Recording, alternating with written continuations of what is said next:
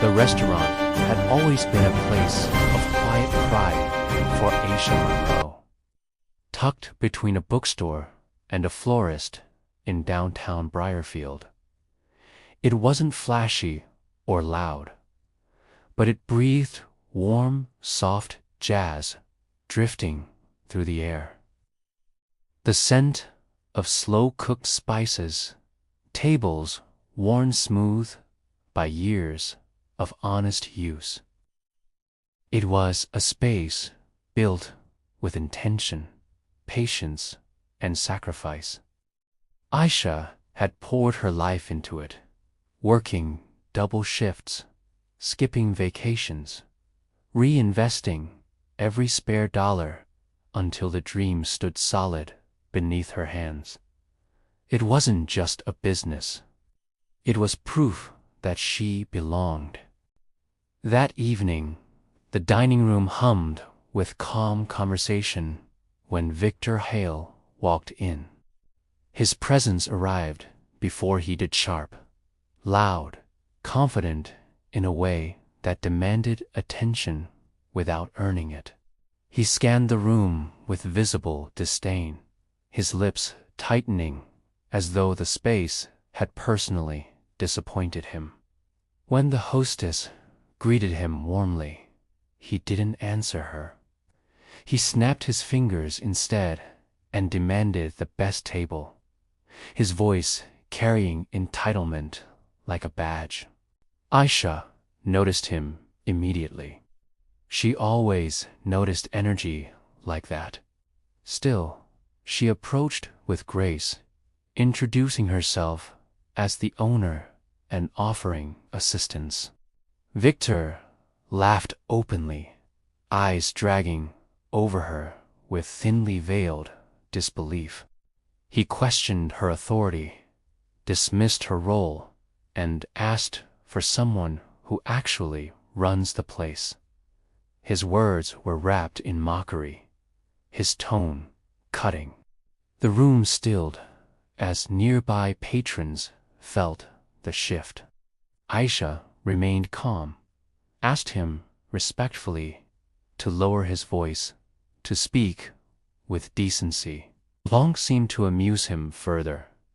When he leaned closer and implied she should be grateful someone like him even walked through her doors, something changed. Not in her expression, but in the air itself. She told him he would not be served and asked him to leave. The laughter died. Phones lifted. The silence grew heavy.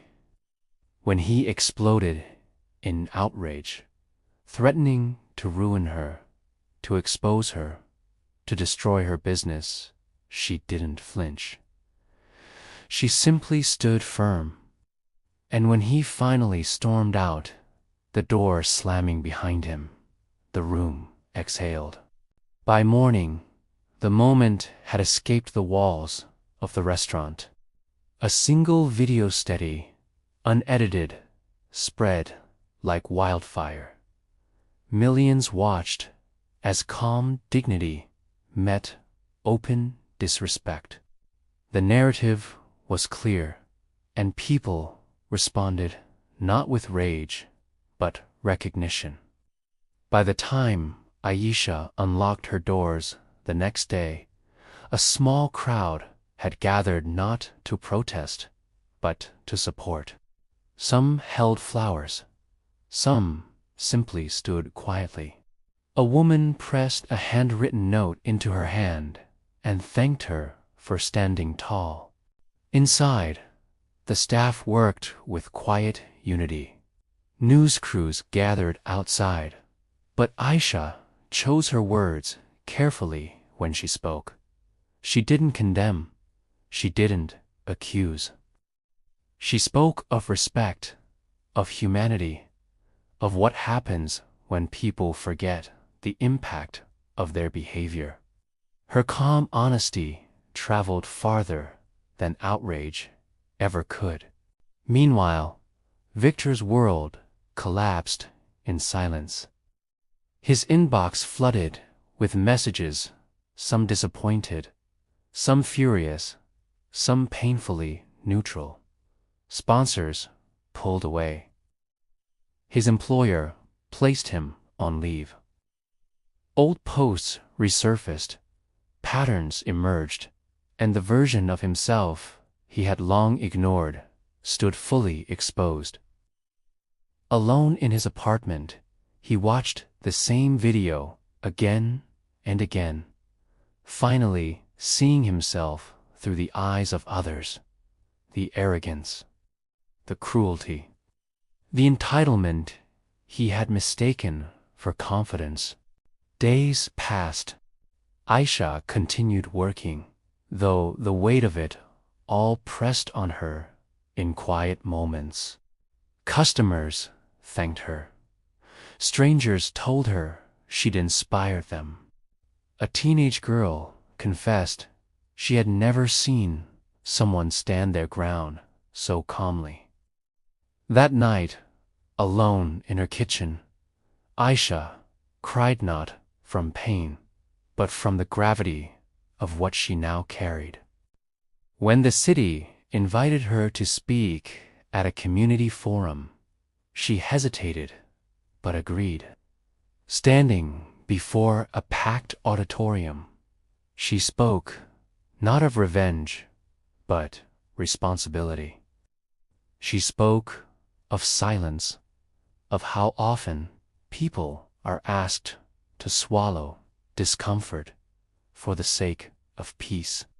She spoke of dignity not as something demanded, but practiced. The room listened not because she shouted, but because she didn't. Victor watched from home. He wasn't invited. He wasn't mentioned. For the first time, he understood what exclusion felt like, not as punishment, but as consequence. He drafted apology after apology, deleting each one until finally writing something honest, imperfect, and unpolished. He admitted his wrong. He admitted his ignorance. He didn't ask for forgiveness. He simply acknowledged harm. The world did not rush to absolve him, and for the first time, he understood why. Weeks later, life moved forward. Aisha's restaurant became more than a business. It became a meeting place, a symbol, a refuge. Conversations bloomed where tension once lived. Community replaced spectacle. One evening, after closing, Marcus told her someone was waiting outside. She knew who it was before he finished speaking.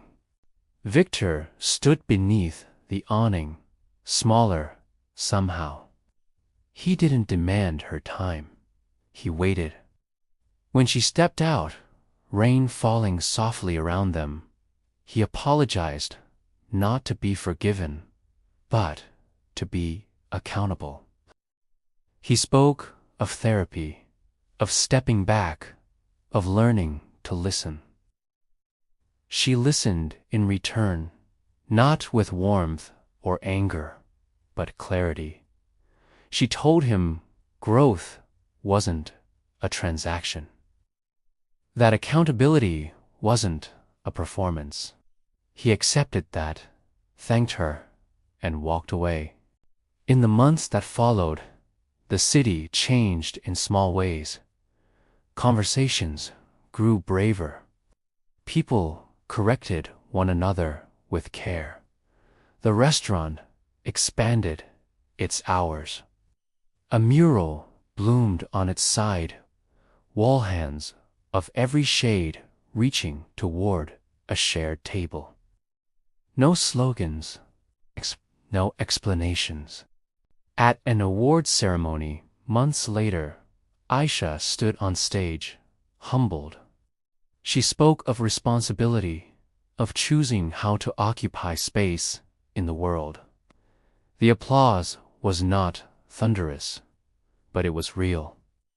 That night, alone in her restaurant, she walked between the tables and smiled. Not because everything was healed, but because something had shifted.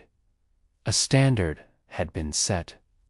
A truth had been spoken, and it lingered not as noise, but as something deeper. Respect, once demanded, had become something earned.